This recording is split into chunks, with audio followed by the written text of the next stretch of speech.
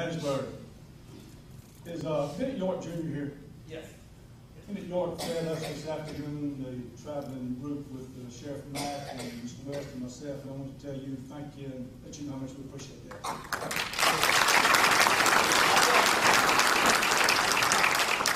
It's certainly a privilege and an honor to introduce someone of the caliber of reputation of Sheriff Mack. I was warned on 2 different occasions today to pick my words because I'm bad about being taken over with what I believe and getting excited and saying things I wish I had said. So my wife warned me and my secretary warned me. And both those people I love. But when they did, it brought to mind a story that I heard several years ago before there were kindergartens in school. We went straight to the first grade. And had a man and a woman who had made the decision not to circumcise their child at birth. And it was about a week before school, and they had had some trouble with him growing up with infections and problems, and so they made this rash decision to circumcise that child a week before school. I just had to cheer. So he's in school, and first week of school, and he's back at the back of the class, and he's itching and he's carrying on, and there's 2 or 3 kids gathered around him, and the school teacher goes back there and says, "What in the world are you doing?" And he told her. He said, "They just got me crazy." She said, "Well, you go call your mother." And he did. He left, he called his mother, he came back, he was going to class again, he sat towards the back again.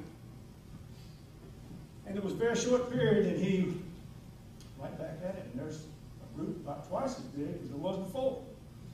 The teacher rushes back there and she said, "Oh my God, did you call your mother?" And he says, "Yes." And she said, "What did your mother say?" And she said, "Mother said, stick it out till lunch and I'll pick you up." So you certainly have to be careful how you choose your words. Sheriff Mack is a long-time crusader for individual freedoms and individual rights. He's enjoyed a long 20-year career in law enforcement. He started at the very bottom of law enforcement as just a patrol officer. He's worked in just about every facet of law enforcement you can work. He was fortunate enough to serve 2 terms in Graham County, Arizona, as the sheriff of that county. And during that second term, it was thrown upon him by the Clinton administration in 1994 with the passage of the Brady bill that constricted all the sheriffs. It constricted actually the chief law enforcement officer of the county, which is the sheriff in the county or the parish, and every county and parish in the United States to perform background checks. And I'm sure he'll talk about that.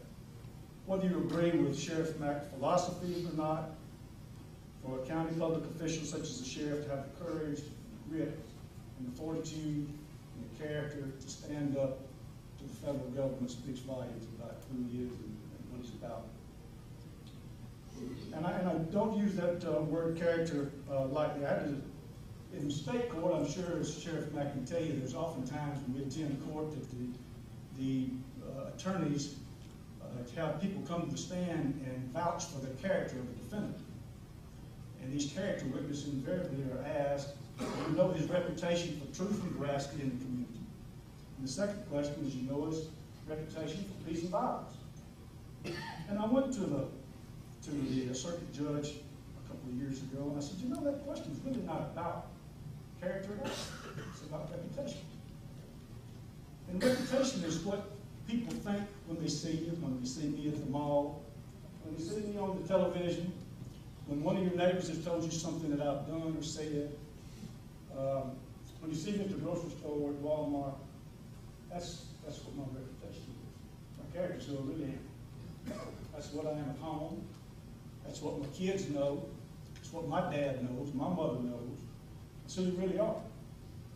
And this week you found out who Tiger Woods really was. You found out about him. And I have a feeling that all of us, that we have things we other people not know, that oftentimes if our character met our reputation on the street, they wouldn't recognize each other.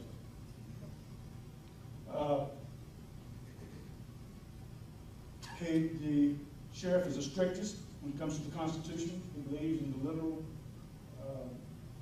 meaning of the Constitution. He's much like Chief Justice Scalia, who we're fortunate enough to have in the High Court. Some of the more liberal judges have stretched the meaning of the Constitution to fit some of their wishes and whims.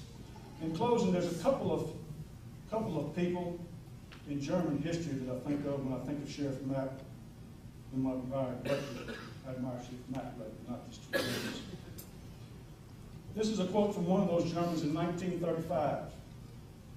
This year will go down in history for the first time a civilized nation has full gun registration. Our streets will be safer, our police will be more efficient, and the world will follow our lead into the future. Anyone know who made that statement? Adolf Hitler.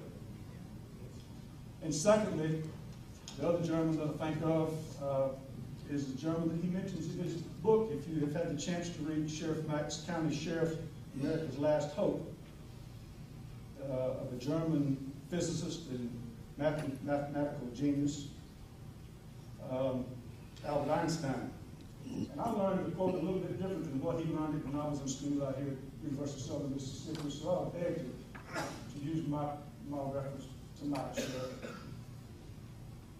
Albert Einstein said, "The world is a dangerous place to live, not because of the evil that men do, but because of those who will stand idle and allow it to happen."